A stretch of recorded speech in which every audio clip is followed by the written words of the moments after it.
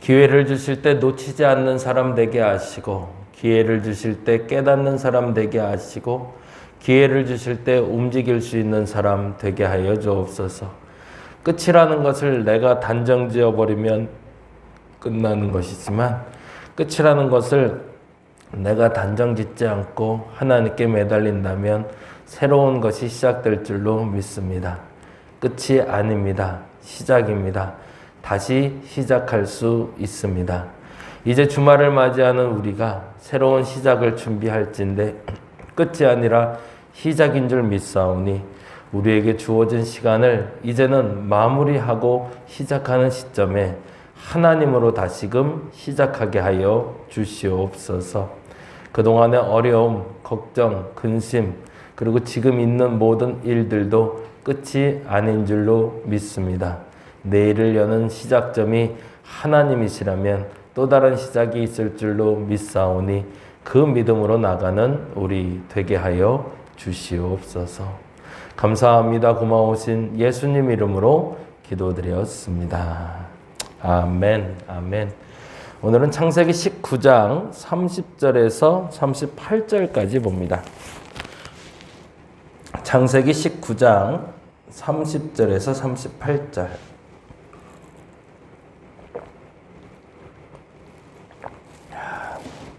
이번 주에는 진짜 오랜만에 대면으로 한번 모이려고 합니다. 비대면으로 계속 예배 드렸는데 조금 고민이 돼서 여러분께 그 판단을 좀 요청을 드렸고, 그래서 계속 비대면으로 했는데요.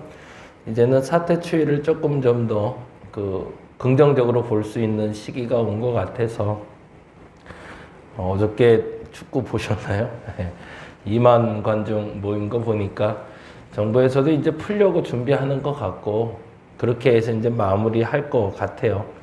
함께 모이는 시간 이제 가져보려고 합니다. 근데 최대한 이번 주에도 모임에 대해서 예배하고 잠깐 나누고 가는 시간 정도 하고, 그 외의 모임은 조금 자제하는 걸로 그렇게 진행하겠습니다. 그리고 지난번에 광고 드렸던 우리 답사도 사실은 4월부터 하려고 그랬는데 그건 아이들을 데리고 또 돌아다니는 거라 조금 더 시기를 보고 5월부터 진행하는 걸로 하고요. 대신 부활절에 저희가 이제 그 보육원하고 예자회하고 그리고 선교사 쉼터하고 열방교회 방문해서 한 번 더 보기로 했던 계획은 한번 시행해 보려고 합니다.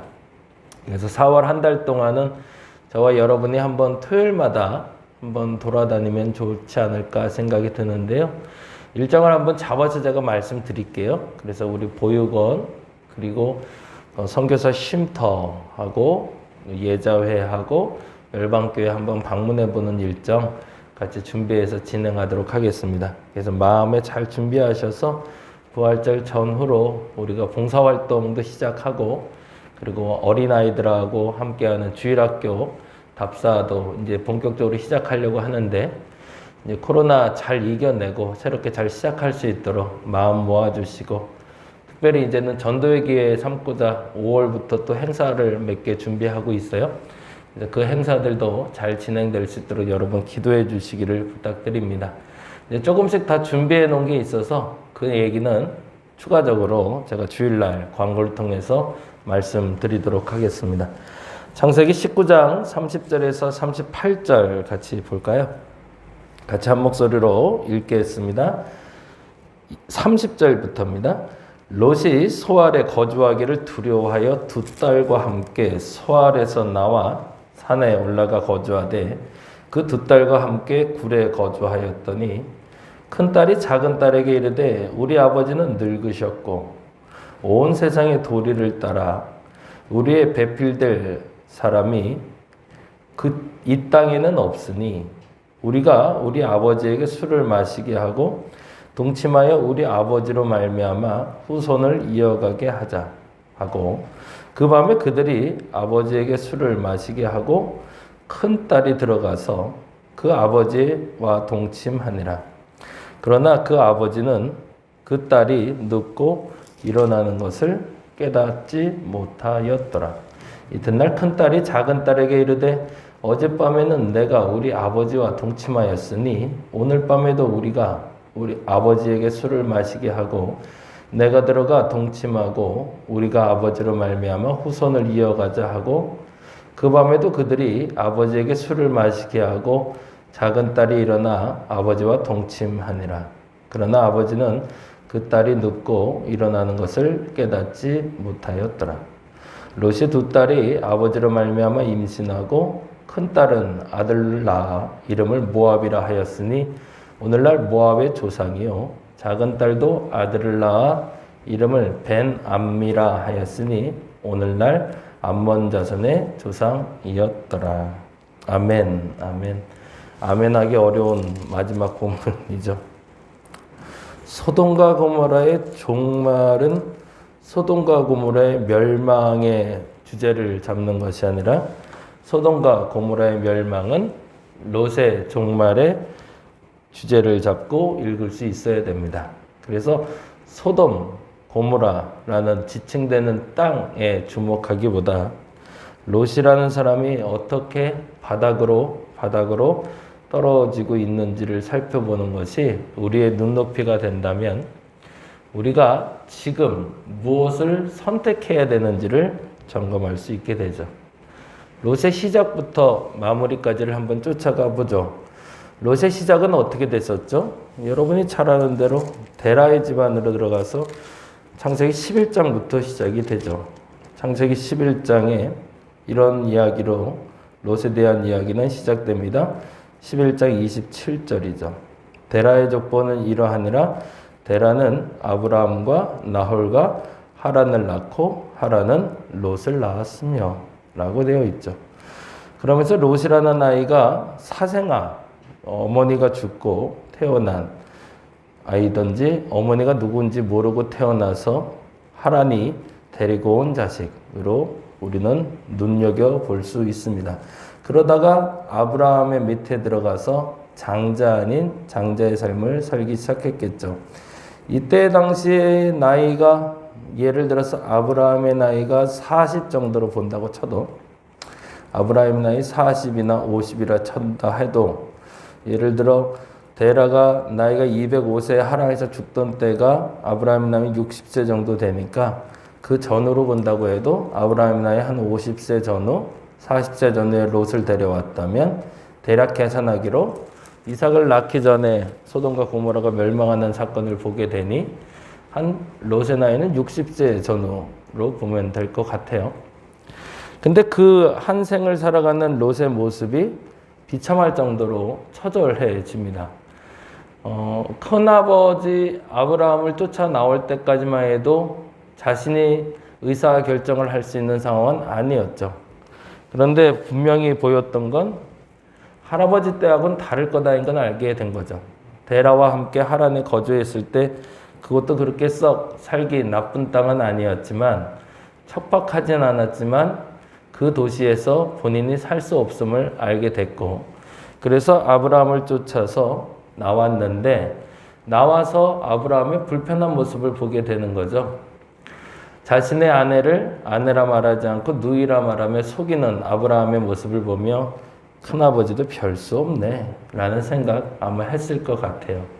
그런데 이를 계기로 돼서 아브라함이 거부가 되죠. 그러니 이 돈이 모인 것에 대해서 롯에 대해서 자신 있게 말할 수 있는 상황은 아니었겠죠. 근데 그 재산이 점점 불어나 거부가 됐어요. 말 그대로 롯의 목자들과 아브라함의 목자가 다툼이 일어날 만큼 부유한 자가 된 거죠. 어찌 보면 이때가 롯에겐 절정의 시대가 아니었나 싶어요.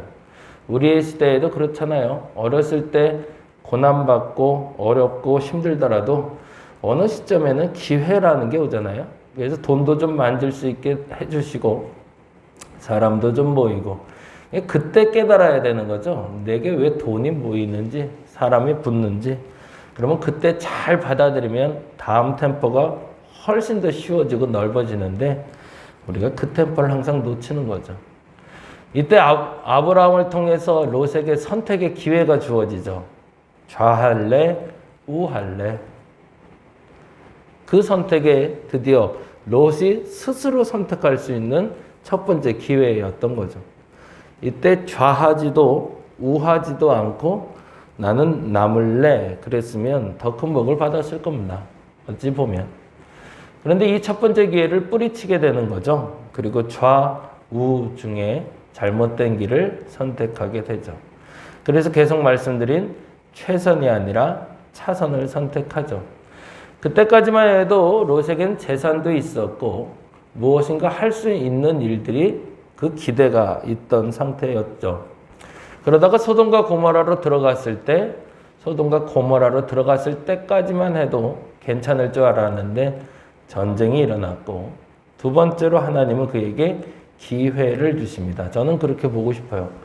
롯에게 기회가 주어졌다는 얘기는 뭐냐면 전쟁이 터져서 어렵게 되었을 때 이 전쟁의 승전보를 울린 사람이 누군지를 롯은 눈으로 보았다는 거죠. 그게 누구죠? 아브라함이었죠. 각 민족의 지도자, 당시에는 나라의 왕이라 일컬었지만 족장들이죠. 그 족장들과의 싸움에서 승전보를 울리고 있는 아브라함을 바라보며 내가 누구에게 붙어야 되는지를 알았어야 되는데 이때도 기회를 놓치죠. 아브라함이 아무래도 롯에게 요청하지 않았을까 싶어요. 너 거기 계속 살래? 나랑 같이 갈래? 라고. 그때 롯은 선택하게 되는 거죠. 어떤 선택이죠? 큰아버지, 저 혼자 한번 다시 살아보겠습니다죠. 그러고 다시 이제는 본격적으로 소돔 근처가 아니라 소돔으로 들어가게 되죠. 그리고 소돔 사람이 돼버립니다. 그리고 말씀드린 대로 롯은 음식을 대접하고 손님을 대접하는 것 등의 다양한 하나님께 복받는 방법은 알고 있었지만 거기서도 최선을 다하지 못하죠.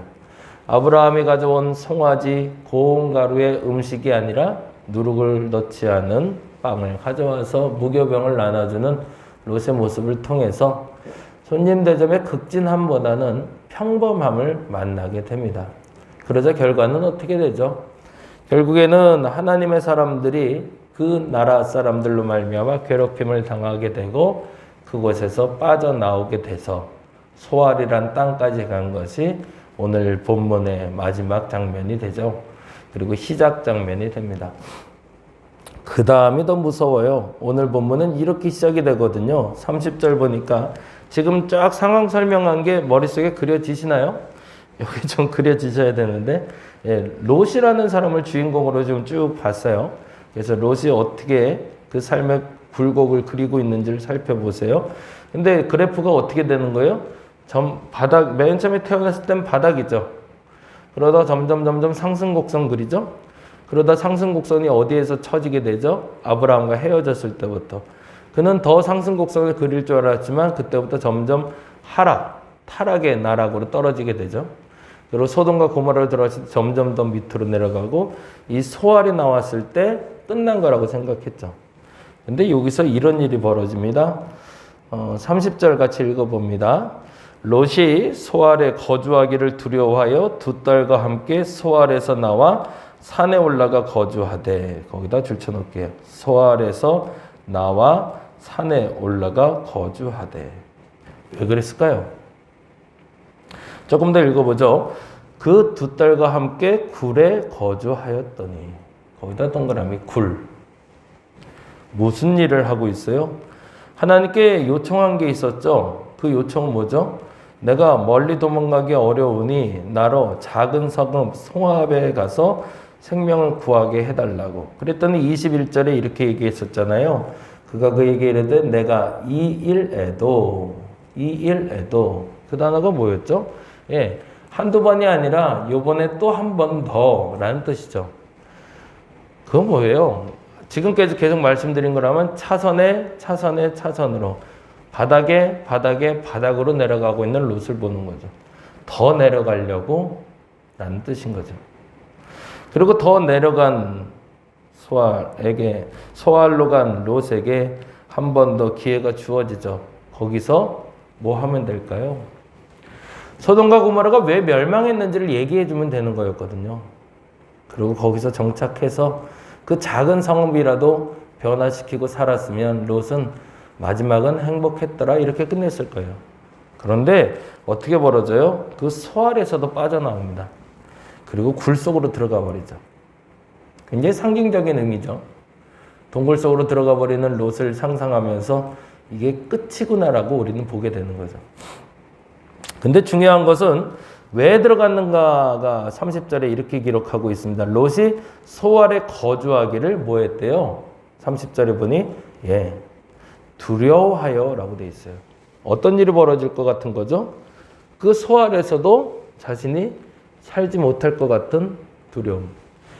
삼풍백화점 무너졌을 때 백화점에 들어가는 게 두려운 사람처럼 도시 안에 있을 때 그 도시가 비슷한 모습으로 살아가는 걸 보면 똑같은 생각이 들었겠죠. 여기도 멸망당하면 어떡하지? 라는 생각. 그렇겠죠? 그 생각 안 했겠어요? 버스를 타고 가는데 버스가 사고 나는 것을 경험했던 사람은 버스 2번 다시 타기 어렵죠. 무슨 얘기인지 아시죠? 트라우마가 생기는 거죠. 그래서 도시를 보는데 소알이라는 근처 땅에 사는데 얘네들 사는 것도 소돔과 고모라와 별반 다르지 않더라는 거죠. 그러면 이 땅도 어떻게 될 것 같다? 똑같지 않을까? 이 두려움에 롯은 안전지대다 요청되어지는 자신이 택한 동굴로 들어가게 됩니다. 하나님의 마지막 선택지까지도 버리게 되는 장면이 나오는 거죠. 이 장면에서 같이 봐야 될 본문이 있습니다. 그게 바로 누가복음 15장이죠. 여러분이 잘 아는 얘기가 15장에 이렇게 기록되어 있죠. 탕자의 비유입니다. 이렇게 되죠. 17절, 15장 17절 보겠습니다. 15장 17절부터 19절 같이 한번 읽어보겠습니다. 찾으셨네? 죄송합니다. 같이 보겠습니다. 누가복음 15장 17절에서 19절 같이 읽어볼까요? 이에 스스로 돌이켜 이르되 내 아버지에게는 양식이 풍족한 품꾼이 얼마나 많은가. 나는 여기서 줄여 죽는구나. 누구 얘기예요? 탕자. 근데 누구랑 오버랩 되죠? 롯. 스스로 돌이키면 됐거든요. 누구랑 똑같은 상황이니까 탕자랑 똑같은 상황이거든요. 바닥에 끝을 봤거든요. 동굴 속에 들어간 롯처럼 쥐염 열매를 먹고 있는 탕자는 똑같은 상황입니다. 다른 상황이 전혀 없어요. 그런데 무슨 생각이 들어요? 자기가 나락으로 떨어진 그때를 보는 것이 아니라 가장 부요했을 때를 보는 거죠. 그래서 뭐라고 되어 있어요? 내 아버지에게는 양식이 풍족한 품꾼이 얼마나 많은가. 롯에게도 똑같은 생각이 들었을 겁니다. 내가 큰아버지와 헤어져서 여기 오기 전엔 내게 재산이 얼마나 많았는가. 우리 큰아버지는 얼마나 재산이 많은가 라는 생각이 들었겠죠. 그걸 못 이겨내니 맨날 술로 살았던 거겠죠, 롯이. 그러니 두 딸이 자기 방으로 들어와 자기와 동침하는데도 그것도 모르고 잠들 만큼 비참한 생활이 시작되었던 거죠. 근데 탕자처럼 스스로 돌이켰다면 이런 일이 벌어졌겠죠. 18절.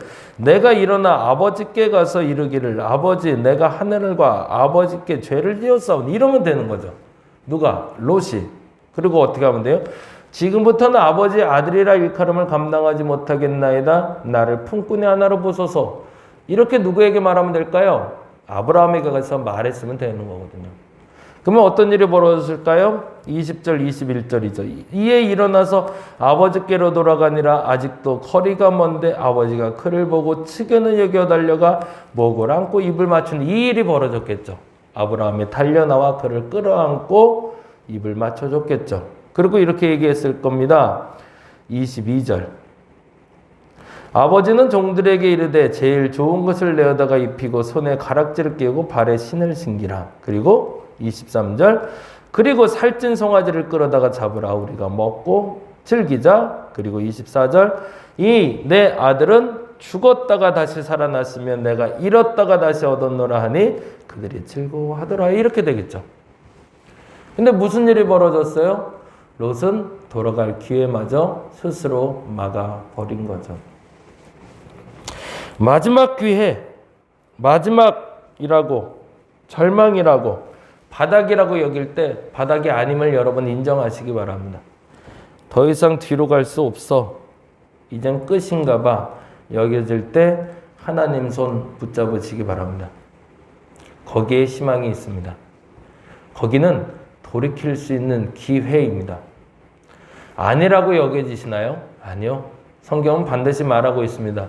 롯이 스스로 선택하기를 바닥을 선택한 것이지 롯이 만일에 그때 하나님을 선택했다면 돌아올 기회가 되었을 겁니다.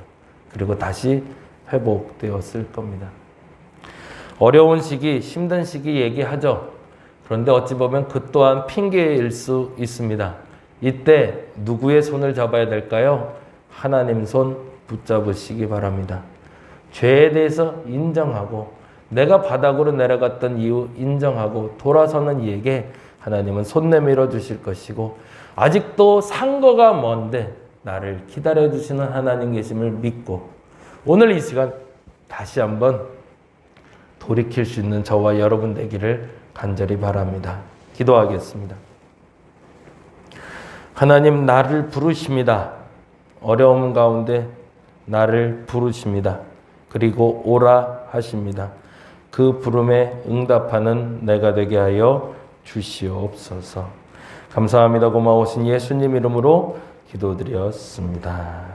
다 같이 기도하고 돌아가겠습니다.